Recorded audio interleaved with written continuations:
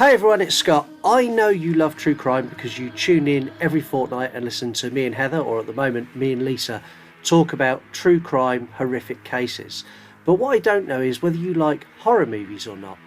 If you do, we have another show that is going to be right up your street. It's the You Run Podcast Horror Movie Review, and you can find that on Apple or Spotify or wherever you get your podcasts, or by going to yourunpodcast.com. On that show, it's me and my co-host Mark.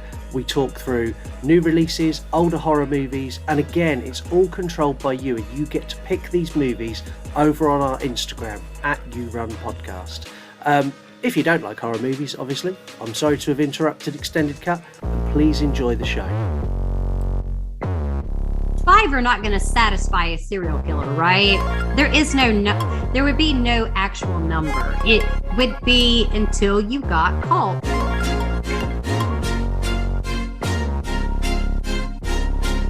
We are not like other shows. I don't want to be rude, but I'm going to be rude because you know how I am. Wasn't a very pleasant looking woman. I'm not trying to be a bitch, but just saying. She was not a high class lady of the night. I know, it looked like terrible. Some shit that you did in Kitty Corral school. Like, what? It's fucking awful. Of course, he knows where she's buried, and it wasn't long after that. Like, he's like, I'm digging this bitch up. I need her vulva. And in 2003, Nancy filed for divorce and issued a restraining order. If you want to smoke or vape, even vaping is not allowed in the facility. You have to go outside. A whole new level of horrific. There was much you could do to change it, to be honest. Hey everyone, welcome to Extended Cut. My name is Scott. I'm Lisa. And this episode follows on from our Richard Ramirez episode. I say it every time. If you haven't listened to that episode yet, why not? But go and do that, because the information on Extended Cut is an extension of that episode, and every single month Extended Cut has more listeners than the main episode. How bizarre. It's very bizarre. So in a complete flip from the usual state of play, we're looking at something we'd normally cover in the main episode. We're looking at Ramirez's childhood. The reason that we moved this to Extended Cut is when we researched the case, the facts that seem to be missed from the documentaries is his childhood. And it has a massive impact on how you view what he'd done. I'm not in any way justifying what he's done or his behaviour, but I think this will give you an insight into how he ended up how he did. Yeah, okay. Richard Ramirez was born on the 29th of February 1960 and was the youngest of 5 siblings. He was born into a violent home, his father being an aggressive alcoholic who would beat his wife and his children. I hate that. Again, no need, is there? There is no need. And that kind of If you're not happy, go. That kind of sets the tone for everything from here on out. In the main episode, I mentioned that Ramirez had schizoid personality disorder, temporal lobe epilepsy, aggressivity, and hypersexuality. And I said that it was believed that most of this was caused by his childhood. So the psychiatrist who conducted out the assessment stated that many of these mental issues stemmed from his childhood, as he suffered several bouts of unconsciousness and near-death experiences prior to the age of 6. Oh, Christ. There's a big difference between giving your kid a slap, because that happened in the 60s and 70s. But to go to the point where you've beaten him nearly to death and he's unconscious is horrific. By the age of 10, he'd already begun drinking heavily and smoking weed. Okay. What he needed was a good role model. He needed someone to show him how things worked. How you should. Yeah, you should be. Yeah. He got a role model. Unfortunately, it was not a good role model. Probably the worst role model you could ever get. By the age of 12, he was spending lots of time with his older cousin, a decorated Green Beret combat veteran, Miguel Ramirez. Now, you'd think being a combat veteran and someone who's served their country, that would be a good role model. Yeah, he really wasn't. Mike was a war criminal, a serial killer, and a rapist himself. Now, he didn't do these things in combat. He done these when he wasn't in combat, and I'm going to go into the things he done because it's horrific. He shared stories with Ramirez along with supporting Polaroids showing the Vietnamese women he'd raped, murdered, dismembered, and even decapitated in his time in Vietnam. Oh, that's what you show to a child, isn't it? A 12-year-old boy. And His cousin also trained him on stealth and how to maneuver himself in the dark, and showed him how to kill silently. This would obviously become his MO. It was around this time that Ramirez became fed up with the treatment he received by his father and started to sleep at his cousin's or in the local cemetery. Incredibly, in later interviews, Ramirez said that this time in his life was a fun one, saying that the things that he was shown didn't scare or repulse him, rather excited and fascinated him, which is just terrifying. Around this time in 1973, his cousin fatally shot his wife at point-blank range, and Ramirez was there to witness that. His cousin was arrested and charged and found not guilty by way of insanity.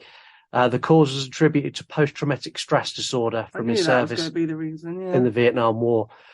He was sent to the Texas Mental Health Facility, where he was incarcerated, but he didn't go to prison.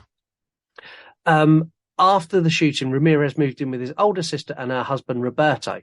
Amazingly, another piss-poor role model. Roberto was worse. Well, not worse, but he was bad in another way. So Roberto was a peeping Tom, and would take the young teen with him to spy on women through their windows at night while they got dressed. You can kind of see how everything is being built. Yeah. He's almost like he's being trained to be a killer. Way. Yeah. In 1977, amazingly, his cousin was released from the mental hospital and would also tag along in these perverted adventures. So for murder, he served from 73 to 77. So 4 years in a mental hospital. 4 years in a mental hospital, was declared sane and released. Crazy. Which, I get it. They've treated his post-traumatic stress disorder. Go to prison 100%. Yeah, 100%. But he was found not guilty of the murder. Yeah, but because he was insane. Yeah. Oh, okay. I suppose he was insane at the time. Now he's sane. He's out on the streets. I don't think it's right. By the age of 14, Ramirez was taking LSD and drinking heavily. It was around this time that he got into Satanism and the occult as well, which I think... No surprise, really, is that? Yeah, but I think that kind of age, 14 to 16, is where most teenagers show an interest in witchcraft or something. I was quite interested in witchcraft. You witchcraft and Ouija boardy and no, not Ouija boardy, never. No, never Ouija board. No. But that was around the time that I started looking at I don't know, my one was I don't know, spells, but like getting extra power. Okay. Wanted to be really powerful. But not now. You nearly fell off the chair then. Yeah, and I smashed my leg. Ramirez does have some working history we know of, so he did have a job. When he was at school, he worked in a local Holiday Inn. He used to take room keys and go and rob guests while they slept to feed his drug addiction. He also confessed later to molesting at least 2 children while he worked at the hotel, but he couldn't remember exactly. It was a long time ago. Oh, yeah, and he was high, obviously. He was eventually fired after trying to rape a guest. He was stopped and viciously beaten by the woman's husband, and he was charged and arrested. He went to trial, and the case was thrown out because the couple didn't return to Texas to go to trial. Why? Why would you not? They didn't want to. They didn't want to relive it. Had they done that, he may have been incarcerated at the time when his crimes would have began. In 1982, he moved to California. He was 22 when he done this. He arrived and started taking cocaine. This would be his drug of choice for his murder sprees. The guy had a rough run from the start of his life, and there's a part of me that feels sorry for him because that upbringing is horrific. Yeah, but see, in my opinion, the way I'd go is I'd be completely different to what I was brought up as. Yeah, and I think it depends on the way that you are. So some people will have a really horrific childhood and they'll go on and be incredibly successful and they'll be incredibly driven to not be like them. But there's other people who won't do that and they'll repeat the patterns and escalate the patterns. Yeah. Can't beat them, join them. Yeah. What he done's unforgivable. Without a doubt, one of the hardest cases I've covered and a real rough one to start you with. Yeah. Well, welcome to gently. Yeah, we'll break you in gently. Welcome to True Crime. Did you just bang your knee again? Yeah. Just to give everyone a bit of context, where I record is very, very small and confined, and it's not designed for two people.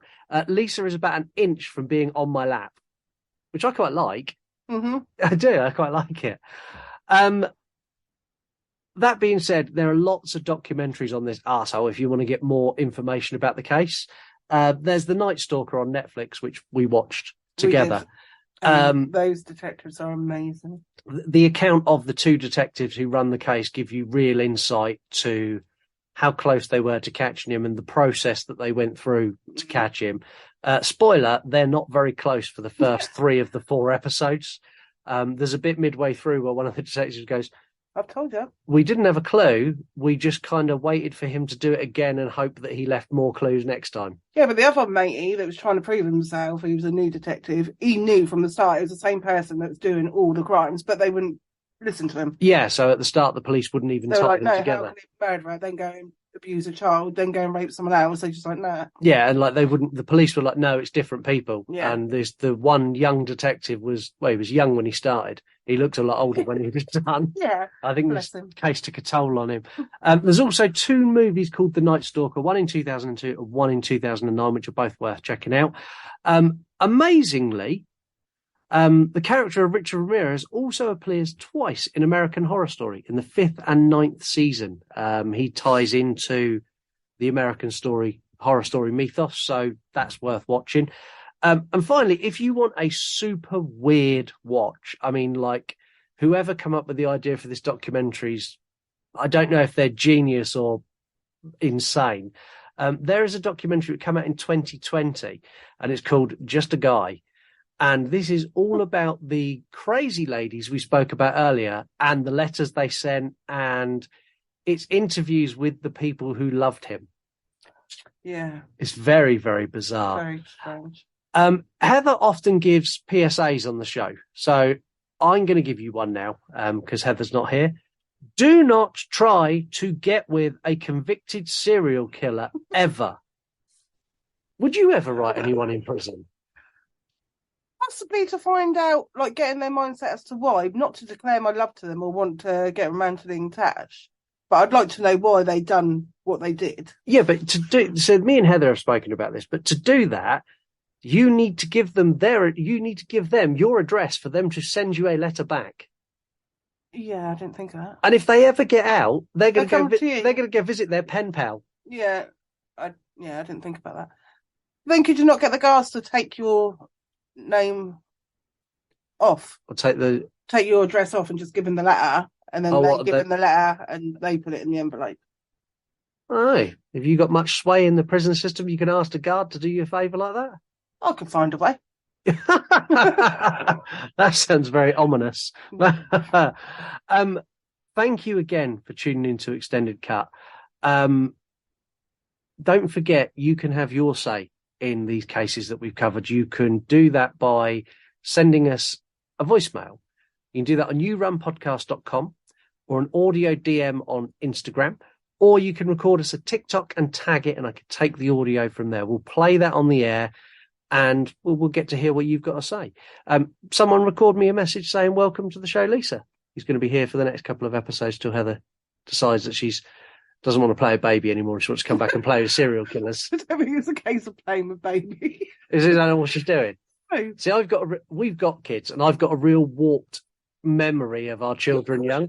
So when our children were young, you had the fun bits and I had the crap bits. Is that how it was? I'd done the occasional nappy. Yeah, occasional. Yeah, I used to gag. Yes, you did. It was funny. It wasn't funny. I was the man kids with. Still laugh about that now. Yeah, I know, it's terrible. Lisa, I think you are acclimated to the show enough now to take over the sign off and say goodbye for us all. So over to you. Thanks for listening to me, guys, for my first show. Second? Yeah, you've done the normal one. But it's the same killer. It's the same killer, yeah. Yeah. Shall I shut up? Yes. Yeah, all right, I'll shut up. Sorry.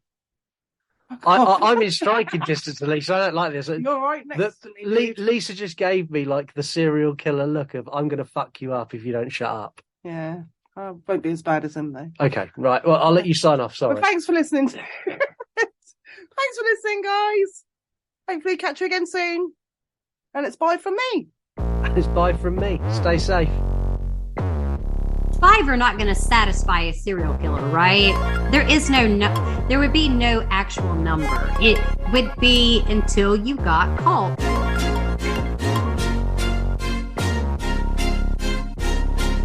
We are not like other shows. I don't want to be rude, but I'm going to be rude because you know how I am. Wasn't a very pleasant looking woman. I'm not trying to be a bitch, but just saying. She was not a high class lady of the night.